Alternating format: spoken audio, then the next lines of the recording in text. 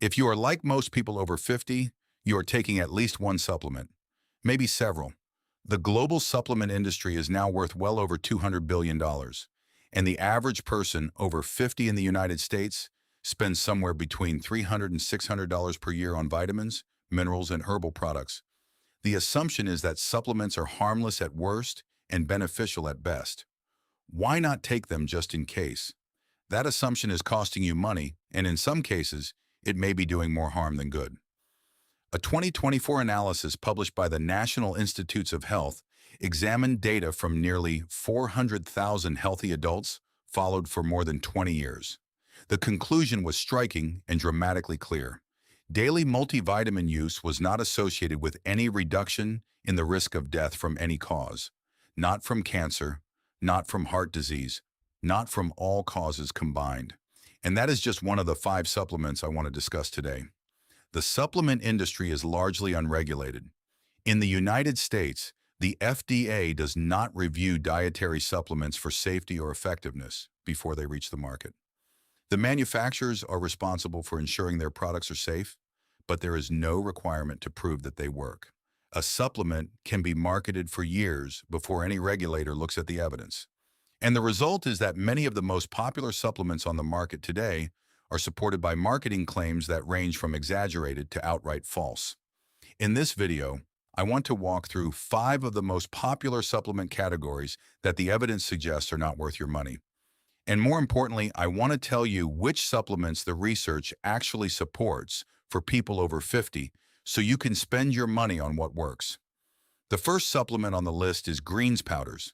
These are the powdered drink mixes made from dried vegetables, grasses, algae, and sometimes added probiotics or enzymes. They are marketed as an easy way to get your daily vegetables.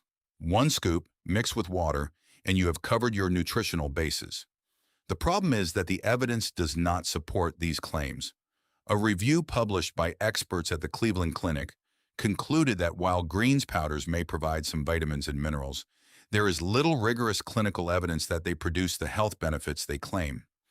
The National Geographic reviewed the evidence and came to a similar conclusion. The benefits of these supplements are far from proven. Here is the fundamental issue. When vegetables are dehydrated and processed into a powder, you lose fiber, which is one of the most important components of vegetables for digestive health and blood sugar regulation. You lose water-soluble vitamins that degrade during processing and storage, and you lose the complex matrix of plant compounds that are responsible for many of the health benefits of whole vegetables. A scoop of greens powder is not the same as eating a serving of broccoli, spinach, or kale, and the cost reflects that. A month's supply of a quality greens powder can cost $40 to $80. For the same amount of money, you could buy fresh or frozen vegetables for the entire month and get the fiber, the water content, and the intact phytonutrients that your body evolved to process. The few clinical studies that do exist on greens powders are small, short-term, and often funded by the companies that manufacture the products. Industry-funded studies are significantly more likely to report positive results than independent research, which is a well-documented bias in the supplement literature.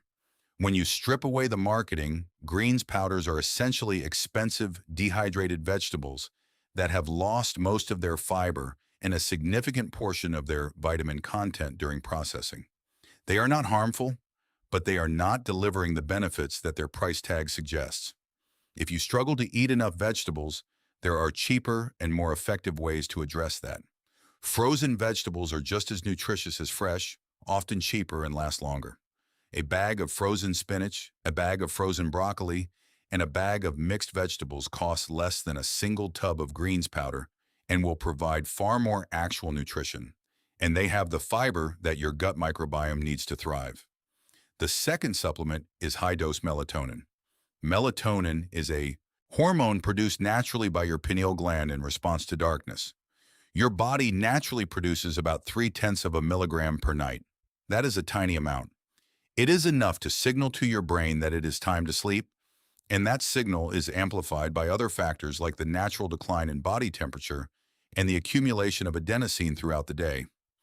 As you age, your natural melatonin production declines. This is one reason why sleep becomes lighter and more fragmented.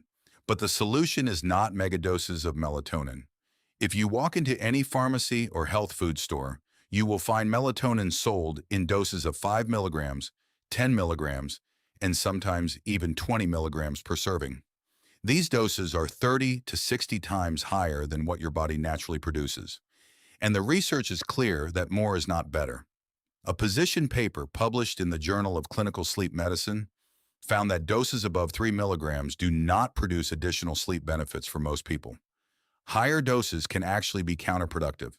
They can cause next-day drowsiness, vivid nightmares, headaches, and a lingering feeling of sedation that persists into the morning. And they can disrupt your body's natural melatonin production by desensitizing the receptors that respond to it. Over time, taking high-dose melatonin can make your body less responsive to its own natural sleep signals, which means you become dependent on higher and higher doses to achieve the same effect. There is also a growing body of evidence suggesting that long-term use of high-dose melatonin may carry risks. A study presented at the American Heart Association raised concerns about an association between long-term melatonin use and an increased risk of heart failure and death. The study could not prove causation, but it raised enough concern that the researchers called for more investigation into the long-term safety of high-dose melatonin. The effective dose of melatonin for most older adults is between 0.3 of a milligram and 1 milligram, taken about 1 hour before bed. You can find these low doses in specialized formulations or by purchasing 1 milligram tablets and splitting them. Doses in this range are sufficient to reinforce the natural sleep signal without causing side effects or disrupting your body's own production. Anything above 3 milligrams is unlikely to help and may cause more problems than it solves. If you are taking 5 or 10 milligrams of melatonin every night, you are likely paying for a product that is working against your sleep rather than helping it. The third supplement is the daily multivitamin for disease prevention. This is the one that most people take, and it is the one with the most disappointing evidence. The idea makes intuitive sense. Your body needs a range of vitamins and minerals to function properly. If you take a pill that contains all of them, you are covering your bases. But the clinical evidence does not support this idea for generally healthy people. The most comprehensive analysis to date was published in 2024 by researchers from the National Institutes of Health. They analyzed data from 3 large prospective cohort studies involving nearly 400,000 healthy adults who were followed for more than 20 years. The findings were unambiguous and published in a peer-reviewed medical journal. People who took daily multivitamins did not have a lower risk of death from any cause compared to people who took no multivitamins. There were also no differences in death rates from cancer, heart disease, or cerebrovascular disease. The U.S. Preventive Services Task Force, which is one of the most respected independent review bodies in medicine, came to the same conclusion in their own systematic review of the evidence. They concluded that the current evidence is insufficient to recommend multivitamins for the prevention of cardiovascular disease or cancer in healthy adults. Now, this does not mean that multivitamins are useless for everyone. People with diagnosed nutrient deficiencies, people with conditions that impair nutrient absorption, like Crohn's disease or celiac disease, people who have had bariatric surgery, vegans who may lack B12 and iron, and people on restrictive diets may benefit from targeted supplementation. But for a generally healthy person over 50 who eats a reasonably balanced diet, a daily multivitamin is not providing the health benefits that the marketing suggests. A 2022 study published in JAMA Internal Medicine looked at the specific micronutrients that older adults most commonly need more of, and the list was surprisingly short. Vitamin D, calcium for women over 50, vitamin B12 for people on metformin or acid-blocking medications like proton pump inhibitors, and sometimes magnesium. Everything else is generally obtainable from food. A targeted approach to only the nutrients you actually need is almost always more effective and significantly cheaper than a broad multivitamin that contains dozens of ingredients at doses that are often too low to matter. The fourth supplement is generic probiotics for general health. Probiotics are live bacteria that are intended to support gut health. The global probiotic market is expected to exceed $65 billion annually. But the evidence supporting their use in generally healthy people is surprisingly weak. The core problem is that probiotics are strain-specific. A specific strain of bacteria that has been shown to reduce antibiotic-associated diarrhea in hospitalized patients is not the same thing as a probiotic that improves digestive health in a healthy person. And most commercial probiotic products do not list the specific strains that have evidence behind them. They list broad categories like Lactobacillus and Bifidobacterium, which cover dozens of different strains with different and sometimes opposing effects on the body. A landmark study published in the journal Cell by researchers from the Weizmann Institute of Science in Israel tested the effects of probiotics in healthy human volunteers in a way that had never been done before. They used colonoscopies and endoscopies to directly measure whether the probiotic bacteria were colonizing the gut. The results were striking. In many of the participants, the probiotic bacteria passed straight through the digestive system and were eliminated in stool without colonizing the gut at all. The bacteria did not take up residence. They did not change the composition of the gut microbiome. They simply passed through. In a second experiment, the same researchers found that taking probiotics after antibiotics actually delayed the return of the normal gut microbiome compared to letting the gut recover on its own. The American Gastroenterological Association has reviewed the evidence and recommends probiotics for only 3 specific conditions: prevention of antibiotic-associated diarrhea, prevention of recurrent C. difficile infection, and management of pouchitis in people who have had ulcerative colitis surgery. For general digestive health in a healthy person, the evidence does not support routine probiotic supplementation. There are more effective and cheaper ways to support gut health. Eating fermented foods like yogurt, kefir, sauerkraut, and kimchi provides live bacteria in a food matrix that supports their survival through the digestive tract. Increasing your fiber intake feeds the beneficial bacteria that are already in your gut. And avoiding unnecessary antibiotics preserves your existing microbiome. These approaches are supported by stronger evidence than taking a generic probiotic capsule from a store shelf. The 5th supplement is vitamin B12 for energy when you do not have a diagnosed deficiency. Vitamin B12 is essential for red blood cell formation, neurological function, and DNA synthesis. A deficiency in B12 can cause fatigue, weakness, cognitive problems, and even irreversible nerve damage. That is serious, and correcting a deficiency is genuinely important for your health. But the key word is deficiency. In people with normal B12 levels, taking extra B12 does not improve energy, mood, or cognitive function in any measurable way. A common misconception is that B12 injections provide an immediate energy boost. They do not. The energy comes from correcting the underlying deficiency, not from the B12 itself. B12 is a water-soluble vitamin. Your body absorbs what it needs from food and supplements, and it excretes the rest in urine. Taking high-dose B12 when your levels are already adequate is simply producing expensive urine. A systematic review published in the Cochrane database examined the evidence for B12 supplementation in people without deficiency in detail. The conclusion was unambiguous. There is no evidence that B12 supplementation improves energy, cognitive function, or mood in people with normal B12 levels. The assumption that B12 automatically gives you energy is a misunderstanding of how it works. B12 is involved in red blood cell production. If you are deficient, you may develop anemia, and anemia causes fatigue. Correcting the deficiency resolves the fatigue. But if you do not have a deficiency, more B12 does not produce more energy. It does not work like a stimulant. The groups that most commonly need B12 supplementation over 50 include people on metformin for diabetes, people on proton pump inhibitors for acid reflux, people who have had gastric bypass or other weight loss surgery, people with pernicious anemia, which is an autoimmune condition that impairs B12 absorption, and people who follow a strict vegan diet. For everyone else, a blood test is the only way to know whether supplementation is needed.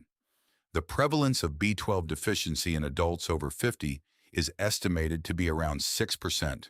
That means 94% of people over 50 do not need a B12 supplement. Yet B12 is one of the most commonly purchased supplements in this age group. If you are taking B12 for energy and you have never had your levels tested, there is a very good chance you are spending money on a supplement that is doing nothing. Now, I want to be very clear about something. This video is not an argument against all supplements. There are supplements that the evidence clearly supports for people over 50. Vitamin D is one of them. A large proportion of older adults have insufficient vitamin D levels, and supplementation has been shown to reduce the risk of falls and fractures. The recommended dose is typically 1,000 to 2,000 international units per day, but the only way to know your personal requirement is a blood test. Magnesium glycinate has strong evidence for improving sleep quality in older adults, as we discussed in a previous video on sleep. The recommended dose is 200 to 400 milligrams before bed. Omega-3 fatty acids, specifically EPA and DHA, at therapeutic doses of at least 1,000 milligrams combined per day, have evidence supporting cardiovascular and cognitive health.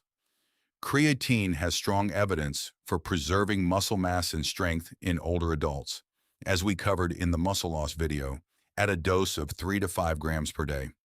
The difference between these supplements and the 5 we just covered is that the evidence for these is positive, specific, and dose-dependent.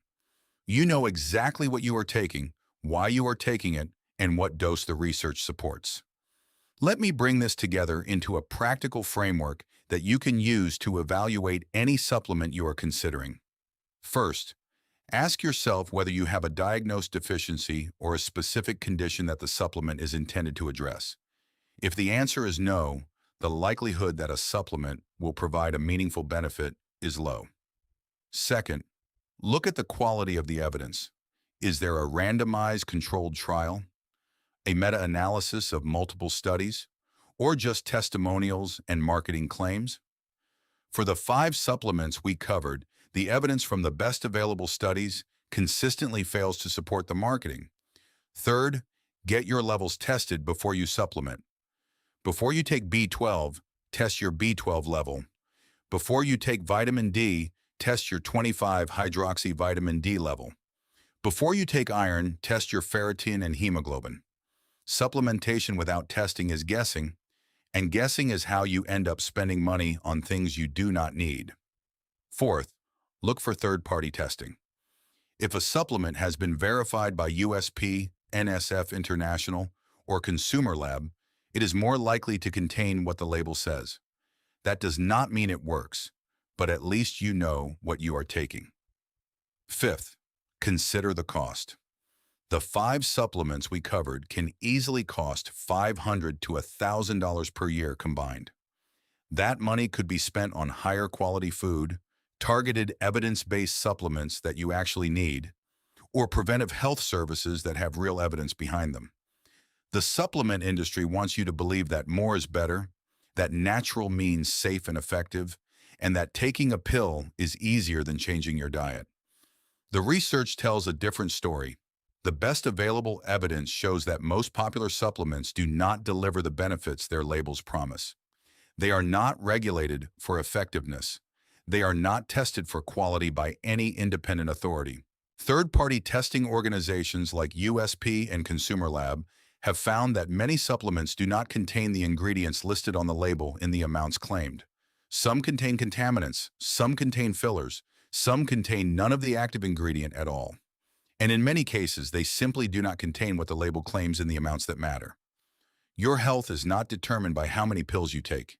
It is determined by what you eat, how you move, how you sleep, and how you manage stress. Supplements can play a supporting role when used intelligently and based on evidence, but they are not a substitute for the fundamentals, and most of them are not worth what you are paying for them. Stay consistent, and we